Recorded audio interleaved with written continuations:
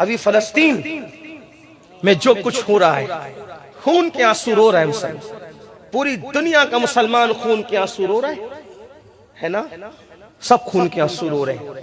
ہمیں بھی تکلیف ہے، بہت تکلیف۔ تھوڑی تھوڑی دیر پر دل چاہتا ہے کہ نیوز دیکھیں، پھر جب نیوز میں وہ منظر آتے ہیں تو اپنے بچے نظر میں پھرنے لگتے ہیں۔ میں نے نیوز دیکھی کچھ دنوں پہلے، کچھ لوگوں کو میں نے بتایا بھی کہ ایک لیڈی، ایک خاتون فلسطین کی کہہ رہی تھی کہ اب ہمارے چھوٹے چھوٹے بچے اپنے ہاتھوں پر اپنے نام لکھ رہے ہیں، ہمارے چھوٹے چھوٹے بچے اپنے ہاتھوں پر اپنے نام لکھ رہے ہیں۔ اس سے کسی نے پوچھا بچے ہاتھوں پہ کیوں نام لکھ رہے ہیں؟ تو کہا بچے یہ سوچتے ہیں کہ پتہ نہیں کب بم باری ہو جائے تو لاشیں پہچان میں نہیں آ رہی ہے، تو بچے اس لیے نام لکھ رہے ہیں تاکہ اگر ہم بم کے دھماکوں میں مر جائیں تو کم سے کم ہمارے ہاتھوں سے ہماری لاش کی پہچان تو ہو۔ یہ صورتحال ہے، بڑی دردناک صورتحال ہے۔ کھانے کو ترستے ہیں، ان پہ پانی بند کیا گیا، ان پہ کھانا بند کیا گیا، اور ابھی پھر قوم کے ہمدرد اور فلسطین کے ہمدرد نکلیں گے اور کہیں گے کہ اسرائیل کی چیزوں کا بائیکاٹ کرو، اسرائیل کی۔ میں کہا بالکل کرو، میں بھی کہتا ہوں، کئی دنوں سے کہتا رہا ہوں، اسرائیلی چیزوں کا بائیکاٹ کرو، بالکل کرنا چاہیے، کریں آپ۔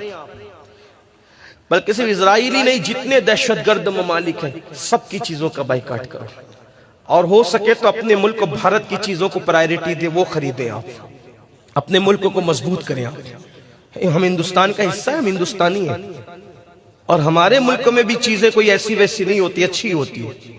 یار ہماری ملک کی چیزوں میں ہم بھی تو ہیں نا، ہم اچھے ہیں کہ نہیں ہیں؟ ہاں یہ تو ملک ہے، اچھا ہے نا۔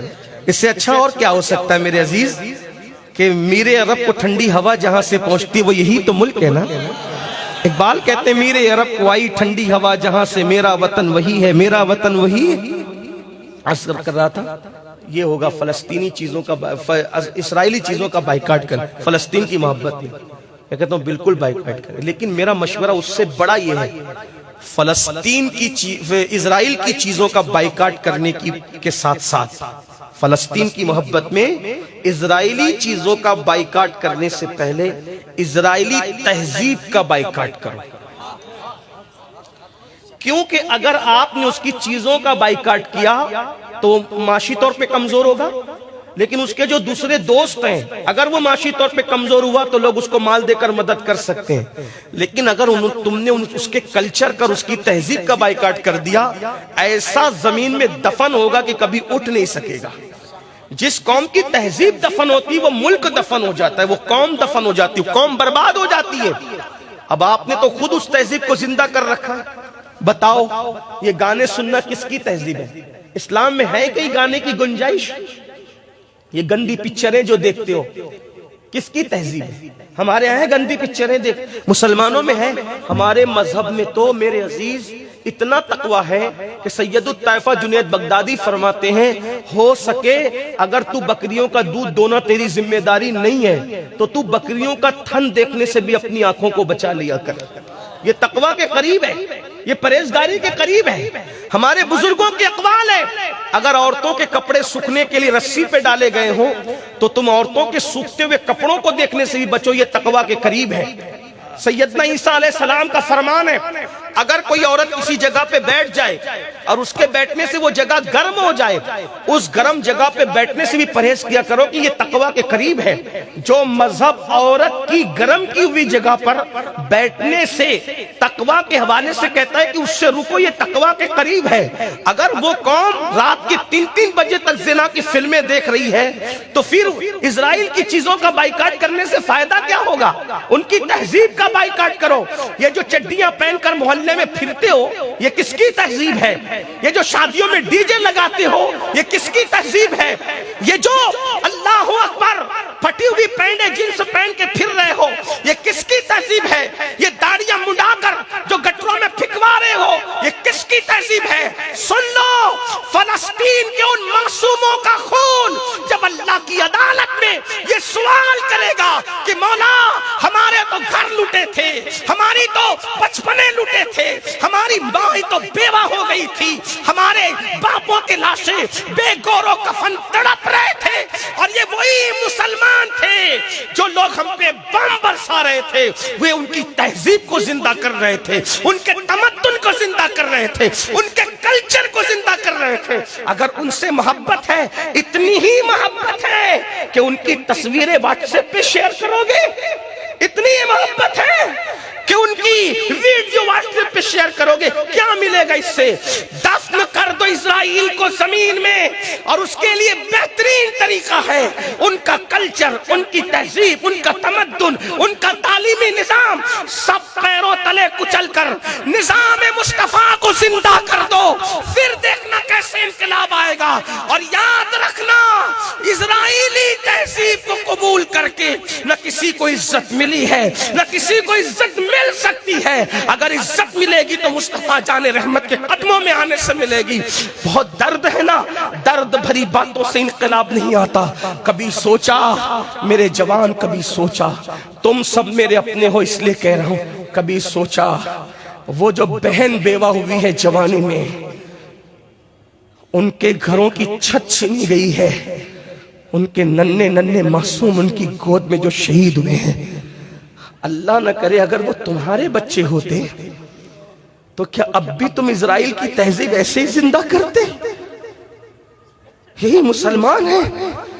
اقبال نے کہا تھا یہ مسلمان ہے جسے دیکھ کے شرمائے یہود، درد بھری باتوں سے انقلاب نہیں آتا، فلسطین کی خبریں دیکھ کر ایک دوسرے کو شیئر کرنے سے انقلاب نہیں آئے گا۔ میرے نبی نے تو یہودیوں سے اتنی نفرت کی، رحمت للعالمین نے یہودی کلچر اور تہذیب سے اتنی نفرت کی ہے کہ جب حضور مکے میں تھے تو بغیر مانگ کی کنگھی کرتے تھے، بغیر مانگ کا سر ڈالتے تھے۔ مدینہ شریف آئے تو دیکھا کہ یہودی بغیر مانگ کا سر ڈالتے ہیں، تو حضور علیہ السلام نے فرمایا یہودی بغیر مانگ کا سر ڈالتے ہیں، آج سے میں مانگ نکالوں گا تاکہ یہودیوں سے مشابہت نہ ہو جائے۔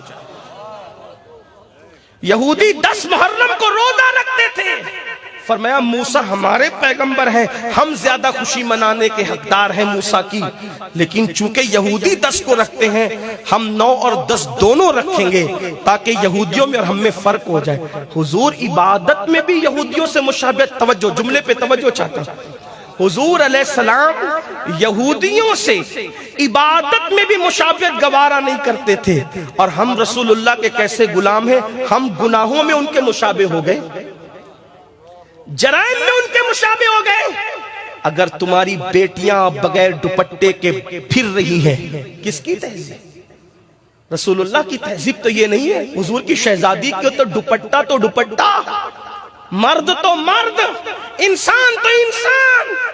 اللہ کے رسول کی شہزادی نے اپنے دوپٹے کی اتنی حفاظت کی کہ ان کی چادر کو کبھی چاند و سورج نے بھی نہیں دیکھا۔ یہ ہزاروں کی تعداد میں میری مائیں اور بہنیں بیٹھی ہوئی ہیں، پردے کے پیچھے سن رہی ہے، ان سے کہتا ہوں میری بہن یہ بتا، ایک ماں کی گود اجڑنے کا اگر سب سے زیادہ احساس کسی کو ہو سکتا ہے تو عورت سے زیادہ کسی کو نہیں ہو سکتا۔ عورتیں بہت حساس ہوتی ہیں۔ بہنوں پوچھتا ہوں تم نے بھی نیوز میں دیکھا ہوگا، ایک ماں کے 2 بچے، دونوں قتل ہو گئے۔